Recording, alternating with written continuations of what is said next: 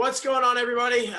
Back again. We're going to be doing another race review, another race analysis. I have a very special guest who's going to be joining me for this one, and this will be a fun one. We are going to do a race that we both were in. Welcome, Tori Nyhog. You guys know him from Coffee Chatter. Here he is.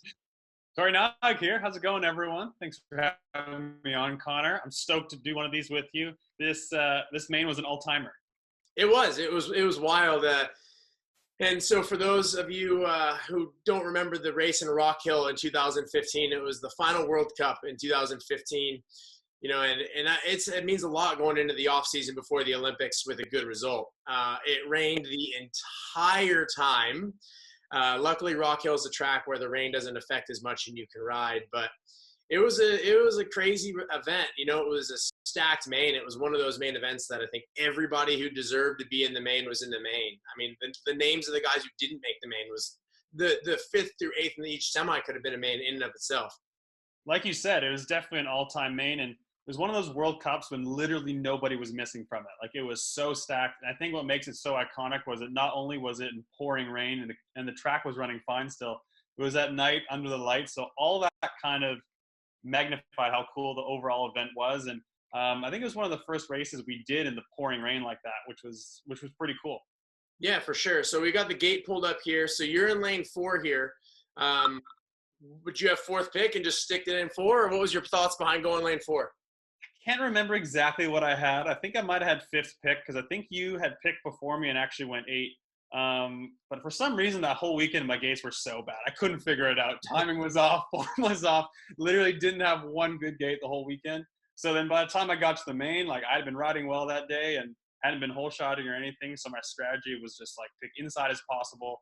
If you get out, cool. And if not, try and get in a good position the first turn for the rest of the lap. Absolutely. I think that's a good lesson for kids out there. You don't need to be feeling great to produce a good result, right? Like, you're saying you get bad gates all day, but you found yourself in a World Cup main. And I think that's something that people can learn from. You know, a lot of times people have a couple bad starts in practice and they think their whole day's done. Yeah, absolutely. And me and you had trained there the week before together, and we did a lot of track work together. So I think we both knew the track really well. We both knew that even if we don't get out, we can still make it work from the back. And that's what I did the whole weekend. I just had to make passes around the track and rely on racecraft. Yep. So looking at the gate here from inside going out, you got Liam on the inside in lane number 1. He had won every lap all day, giving him lane 1 here in the final. Nick Kimmin in 2, Anthony Dean in 3, Rory Tyhog in 4, Amadou Mir in 5, Maris Strombergs in 6, Joris Today in 7, and I had lane 8.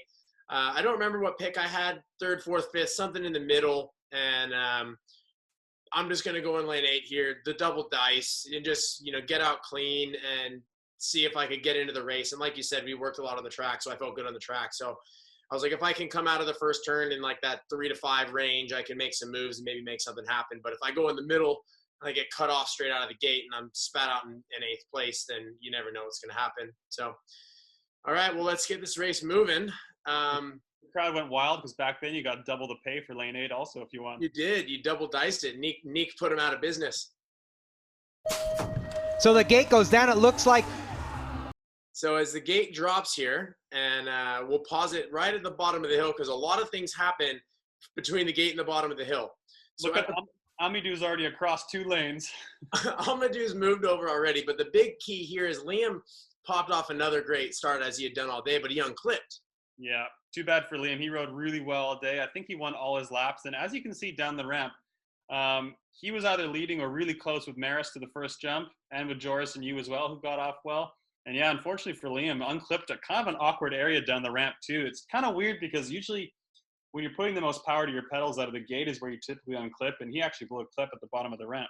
Yeah, no, at the end of the day, it's just good that he didn't go down. He was able to stay safe because that's a scary place to unclip. But the unfortunate person in all that was Neek, because he unclips, he loses balance, goes straight into Neek in lane number 2, and so Neek is out of the race before the race even begins. If you pause it on the lip of the first jump, Liam's off balance going left. Neek's sandwiched between Liam and Anthony. Amadou's moving over. He's seeing clear to the first turn. He's thinking, I'm getting a hole shot here.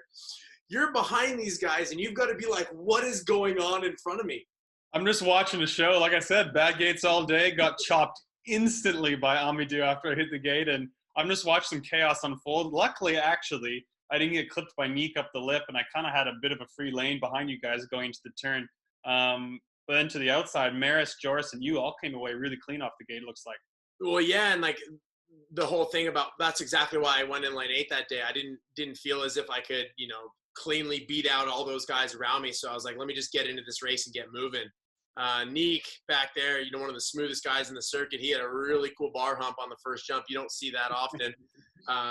But then on this landing of the first jump, it looks like Amadou and Anthony kind of start bumping in the air, and that's a scary place to bump. Yeah, it's a really scary place to bump, especially when everyone's fighting for the whole shot. And Amadou came over so fast. Anthony, there's not a whole lot he could do. He actually had a really good start, but Amadou came across so aggressive. And with that contact, too, it kind of allowed you guys to even pull ahead on the outside, and they got balled up on the inside, and we're actually able to keep accelerating to the next jump.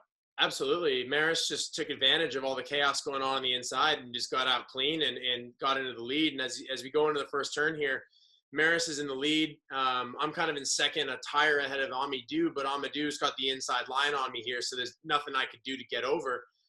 Looks like I think that's Joris and Anthony kind of battling for fourth, and you're fourth and fifth, and then you're in sixth, tucked back, and you're sitting there thinking, all right, time to get moving. I know, especially in the first turn, there was so much going on, and by this point, we're kind of settled in our position. So I remember thinking, coming into the first corner and then out of the first corner, I remember thinking, just be patient. There was nowhere for me to go, really. It's crazy. If you pause it on the first jump out of the first turn, 6 of us are in the air at the same time on one double. Maris is out in front. Amadou's in second. I'm trying to hunt down that inside. Anthony, Joris, we're all in the air at the exact same time. And you don't really see a lot of races like that where everybody's that close. No, you don't. And on the video, it doesn't look like we're that close, but I remember doing this race racing this race and remembering how close we all were. And especially because you can't really see in the video, but it's raining so hard. A lot of guys went without goggles. Like you, Connor, you never wear goggles.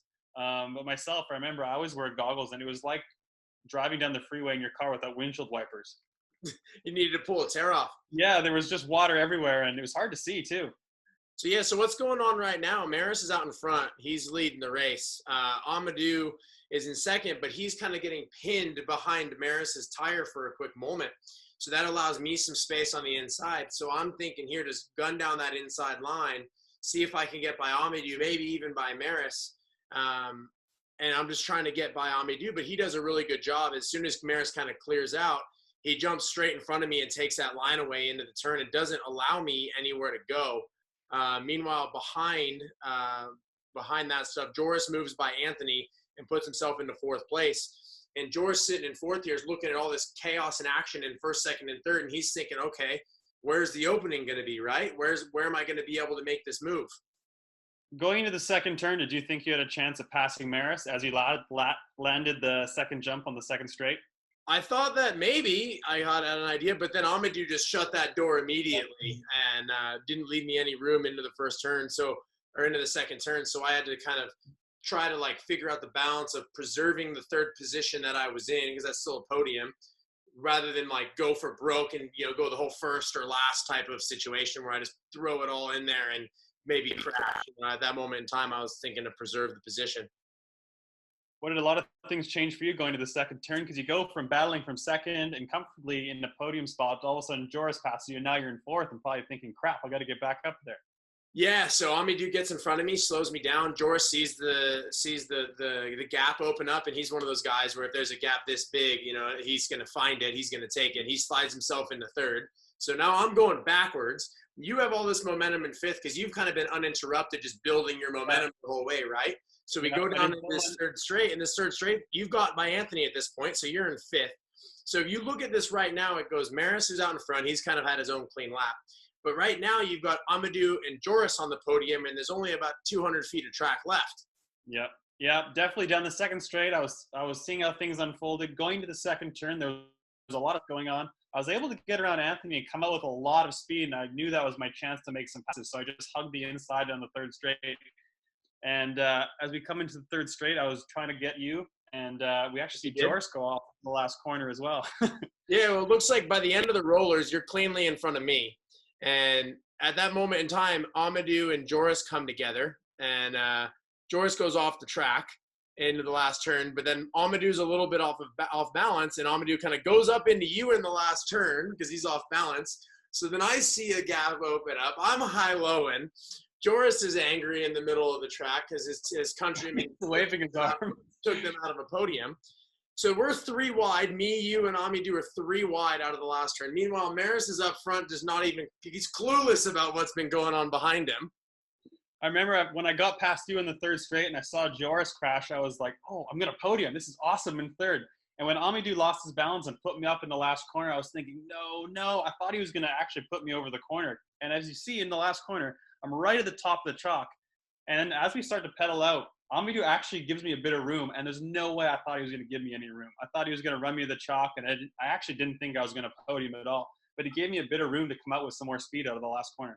Yeah, he did. He did leave you just enough room to kind of get down that last straightaway. And so what was the crazy situation that was going on, the race kind of within the race here, me and Amadou were battling for 3rd overall in the series. And 3rd overall in the series for Team USA gets you national team funding for the following year. So in this scenario that I'm in 2nd place, I'm like, okay, cool. I'm coming out in 2nd. I'm going to get 3rd overall. I'm going to get the funding.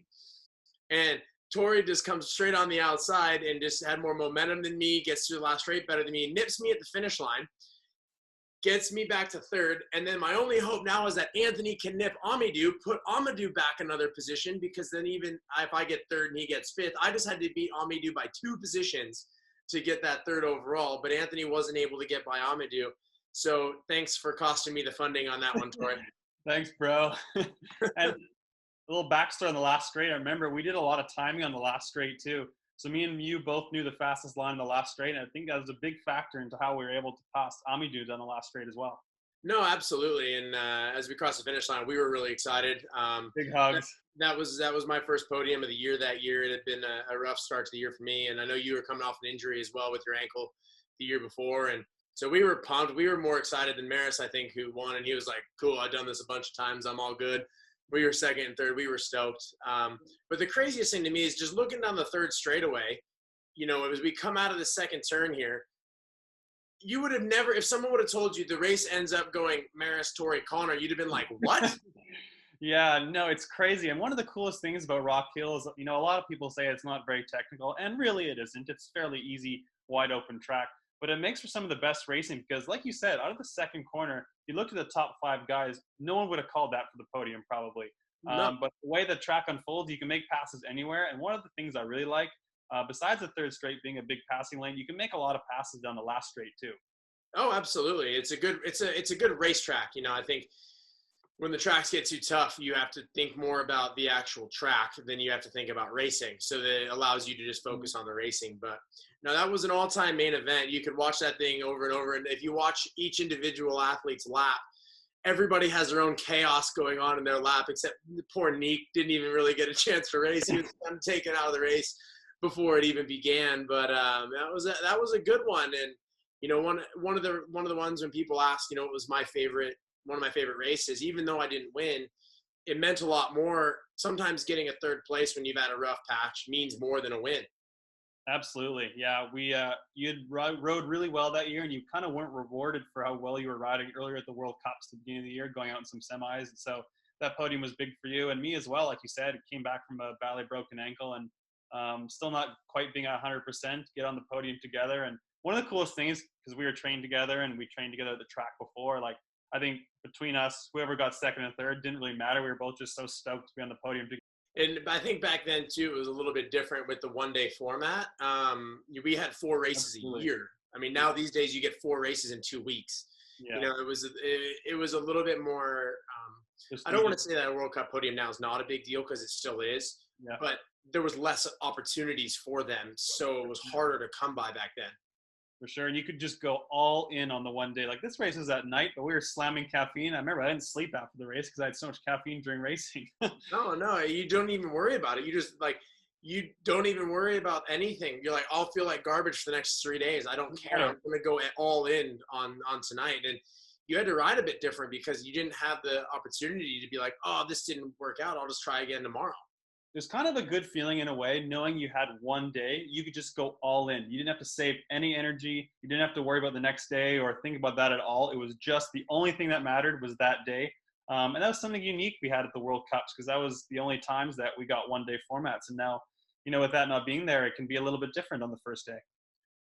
To bring it back to the race, what do you think was the one key decision that you made maybe before the race with your gate pick or during the race? What would you say was the one like pivotal thing that you did that led you to that second place finish?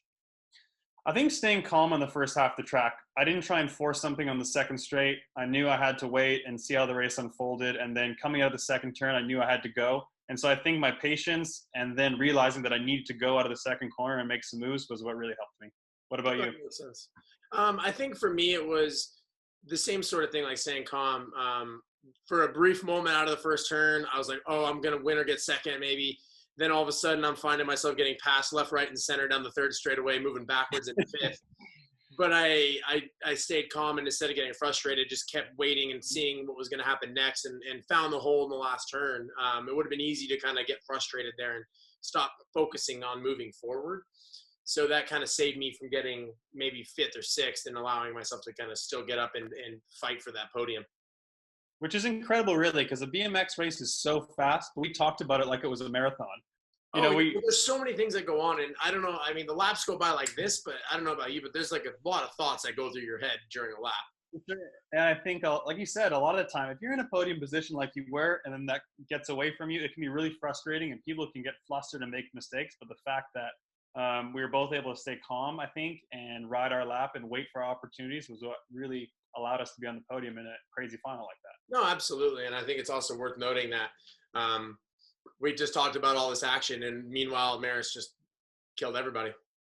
Dusted everybody. How about that? And it was funny because, you know, at some of the other races that year, he didn't perform that well, but he was the kind of guy where when he was feeling it, we were racing for second.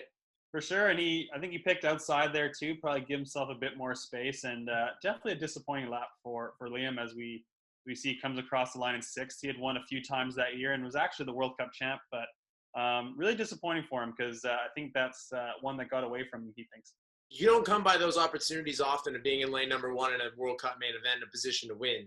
And when you get beat, that's one thing. But when you don't even get a chance to compete, that feels like it got ripped away from you. And but he did end up winning the title that year, and so he was, I'm sure, fine with that. Yeah, it's a crushing feeling, because definitely in his situation, he probably felt like he doesn't even get a shot at it, because he essentially didn't get to race the race with being out of it so early on clipping. If you guys have any other ideas for laps that you guys want to see broken down, comment them below. Listen to Coffee Chatter. I think they just released a new episode a couple days ago, so help us get through all this stuff going on. There's no racing, and hope everybody out there is staying safe and listening to whatever the rules are wherever you are watching from. Thanks, guys. Thanks for having me on, Connor, and stay safe, everyone, through this time. Sending love to everyone affected by this horrible virus going on. Yeah. All right, guys. We'll see you later. See ya.